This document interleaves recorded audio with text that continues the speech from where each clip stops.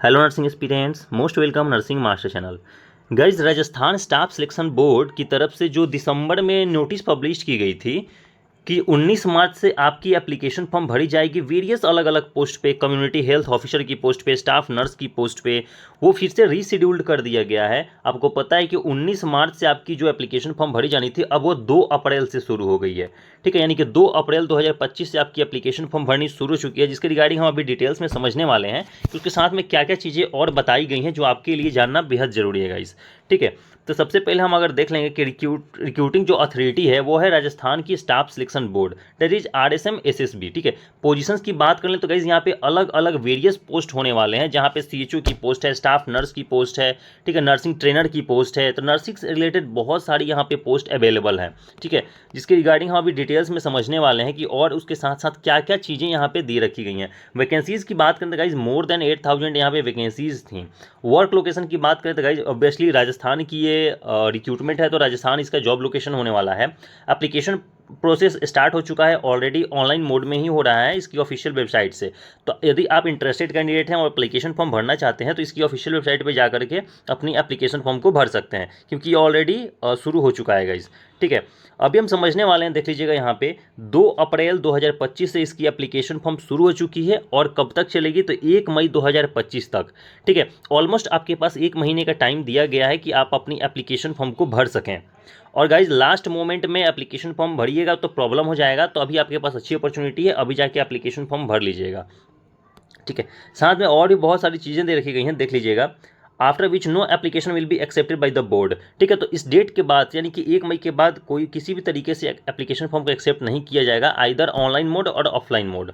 ठीक है, चलिए आगे अगर बात करें कि नोटिफिकेशन रिलीज डेट क्या थी, तो वो थी 11 दिसंबर 2024। 11 दिसंबर को ही इसकी एप्लीकेशन फॉर्म रिलीज कर दी गई थी, सॉरी नोटिस रिलीज कर दी गई थी। बट एप्लीकेशन फॉर्म जो स्टार्ट हुआ है वो है 2 अप्रैल से, बीच में बहुत बार डेट चेंज भी हुए हैं इसके। ठीक है, लास्ट डेट की बात करें तो 1 मई 2025, यानी कि 1 मई तक आप अपनी एप्लीकेशन फॉर्म को भर पाओगे और 1 मई तक ही आप अपनी पेमेंट भी कर पाएंगे एप्लीकेशन फॉर्म से रिलेटेड। ठीक है, एग्जाम डेट की अगर बात करें देख लीजिएगा यहाँ पे 2 जून एंड 2 जून टू 13 जून, यानी कि गाइज 2 जून से लेकर के 13 जून के बीच में। ठीक है, 2 जून से लेकर के 13 जून के बीच में आपकी एग्ज़ाम को शेड्यूल किया गया है, तो इसके बीच में ही आपका एग्ज़ाम है, तो इसकी प्रिपरेशन आप शुरू कर सकते हैं।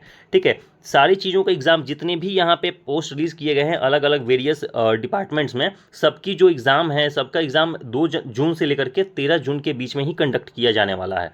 ठीक है, चलिए और समझ लेते हैं कि कितनी यहाँ पे पोस्ट रहने वाली है किस किस डिपार्टमेंट में। जो लोग अवेयर नहीं है एक बार चेकआउट कर लेंगे।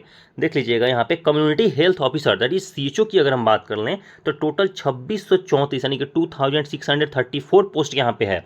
ठीक है, बहुत अच्छी खासी यहाँ पे पोस्ट रखी गई है नर्सिंग डिपार्टमेंट के लिए। ठीक है, वहीं अगर हम नर्स की बात कर लें तो 1941 यानी कि 1941 यहाँ पे पोस्ट रखी गई हैं सिर्फ और सिर्फ नर्सेज के लिए।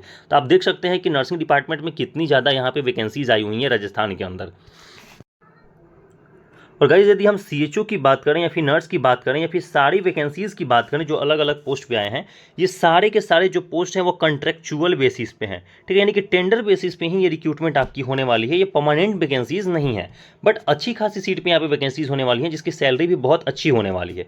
ठीक है, तो आपने सबसे पहले देख लिया कम्युनिटी हेल्थ ऑफिसर का पोस्ट है, फिर नर्स की पोस्ट है। ठीक है, यहाँ पे बहुत सारी पोस्ट रखी गई हैं और भी नर्सेज के लिए बहुत सारी अलग अलग डिपार्टमेंट्स में पोस्ट आई हुई हैं जो आपके लिए देखना बहुत ज़रूरी है। देख लीजिएगा, उसके बाद है पब्लिक हेल्थ केयर नर्स, जहां पे 102 वैकेंसीज हैं। ठीक है, तो कितनी अच्छी अच्छी वैकेंसीज हैं अलग अलग वेरियस नर्सिंग डिपार्टमेंट के अंदर, बहुत ज़्यादा वैकेंसीज आई हैं गाइज जो वेरियस अलग अलग डिपार्टमेंट्स की हैं।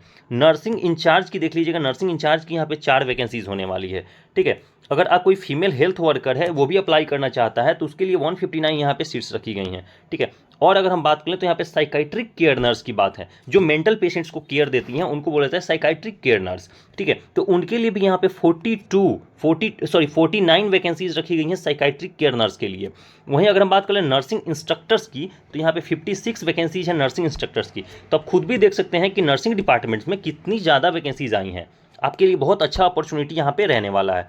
ठीक है, अगर हम RSM SSB NHM eligibility criteria की बात करें कि किस पोस्ट के लिए क्या एलिजिबिलिटी क्राइटेरिया मांगा गया है, तो यदि आप इसकी एजुकेशनल क्वालिफिकेशंस देखेंगे तो आप इसकी ऑफिशियल नोटिफिकेशन को भी प्रेफर कर सकते हैं ये जानने के लिए कि किस पोस्ट के रिगार्डिंग क्या इस एजुकेशनल क्वालिफिकेशन मांगा गया है।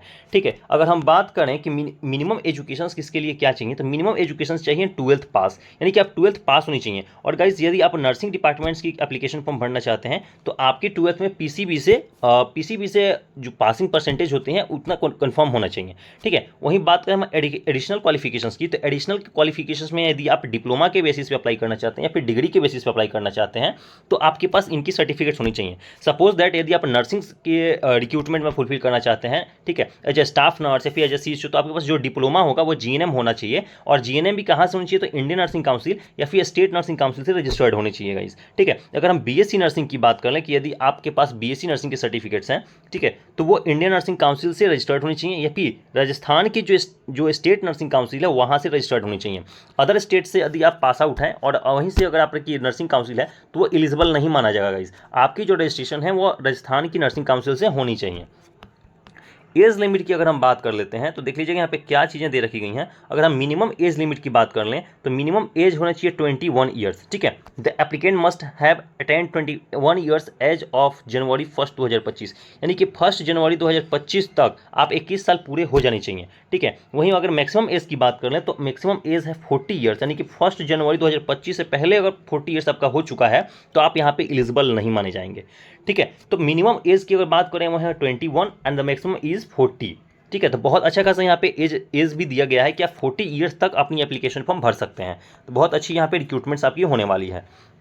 गवर्निंग रूल्स की बात कर लें तो एज पर the provision of the Rajasthan contractual hiring to civil post rule. ठीक है, यदि आप वहाँ के निवासी हैं राजस्थान के तो मे बी अगर कैटेगरी वाइज कुछ रिलैक्सेशंस दिया जा सकता है एज में। ठीक है, वो एज पर गवर्नमेंट रूल्स ही होगा। और अप्लाई की अगर ऑनलाइन बात करें तो यहाँ पे बहुत सारे प्रोसेस दे रखे गए हैं किसके थ्रू अप्लाई करिएगा, तो वो है इसकी ऑफिशियल वेबसाइट। तो गाइस rssb.rajasthan.gov.in की जो ऑफिशियल वेबसाइट है यहीं पे विजिट करके आप अपनी एप्लीकेशन फॉर्म को भर सकते हैं। ठीक है, सबसे पहले आपको ईमेल आईडी और मोबाइल नंबर से वहाँ पे रजिस्ट्रेशन करना पड़ेगा। ठीक है, फिर आपको लॉगिन करना पड़ेगा और लॉगिन करके जब आपकी एप्लीकेशन फॉर्म ओपन होगी तो वहाँ पे फुलफिल करिएगा। साथ में सारे डॉक्यूमेंट्स को भी अपलोड करना पड़ेगा स्कैन कॉपी के रूप में। ठीक है, उसके बाद आपको अपनी एप्लीकेशन फी पे करनी पड़ेगी। Then review the submit the application, उसके बाद आपको अपनी एप्लीकेशन फॉर्म को सबमिट करना है एंड उसके बाद उसका एक प्रिंट आउट निकाल के रख लेना है जो फर्दर रेफरेंस में आपके काम आएगा।